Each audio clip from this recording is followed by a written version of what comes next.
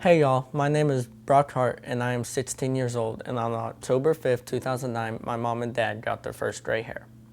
On that day, my parents took me to the pediatrician because I was acting really sleepy, had no energy, and my parents thought that was really strange.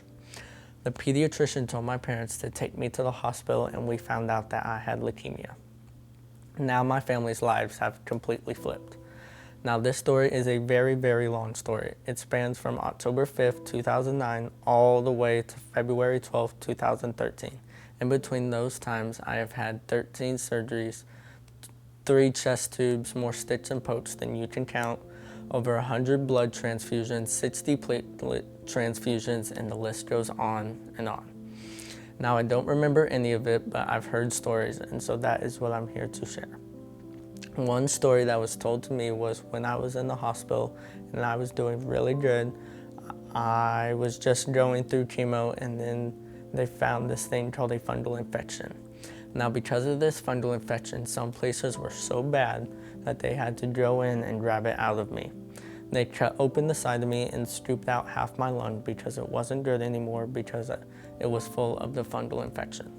Scar tissue from the fungal infection is all over my body and is why I am blind in my right eye. Another story that was told to me was whenever I got a fever over 101, they would have to take me to the hospital no matter what. So I would play the fun game of doing that a lot, and they would have to take me a bunch of times. My blood count numbers would decide if I got to go home or stay in the hospital. Since we did this a lot, my dad made a game out of it. He brought a Snickers, set it on the doctor's desk, and then they would run the test.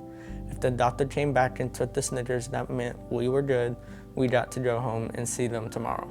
If the doctor tossed the Snickers to my dad, that meant we were going upstairs and spending the night in the hospital. The last story is, one day my parents noticed that I was breathing really fast and having a hard time staying awake.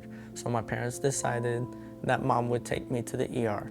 While we were pulling into the parking lot and about to go into the hospital, I stopped breathing and my heart stopped.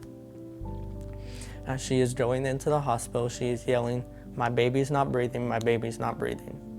And the doctor that we knew that has taken care of me before heard my mom and stole me from her and immediately started doing CPR.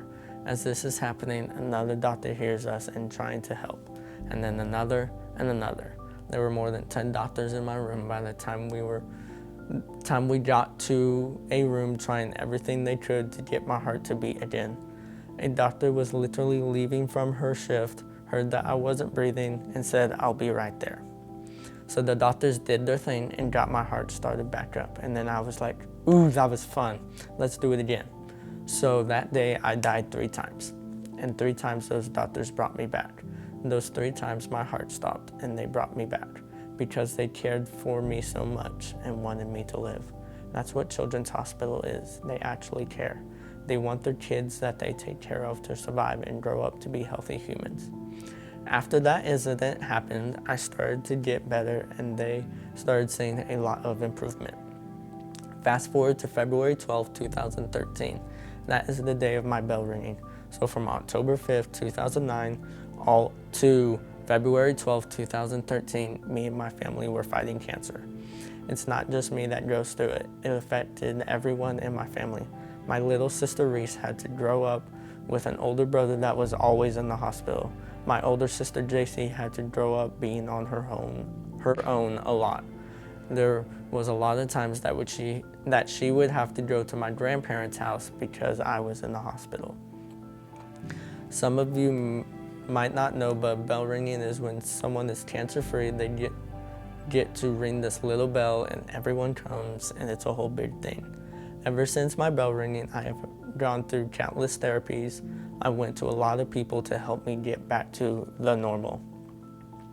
Ever since then, I have been 12 years cancer-free and I've never looked back. Ever since the bell ringing, I have had somewhat of a normal life, and that is all because of Children's Hospital. Because of them, I am able to do things I love, like go hunting and fishing. I get to go to school. I get to play sports like basketball and football, all that good stuff. All because of Children's Health Foundation.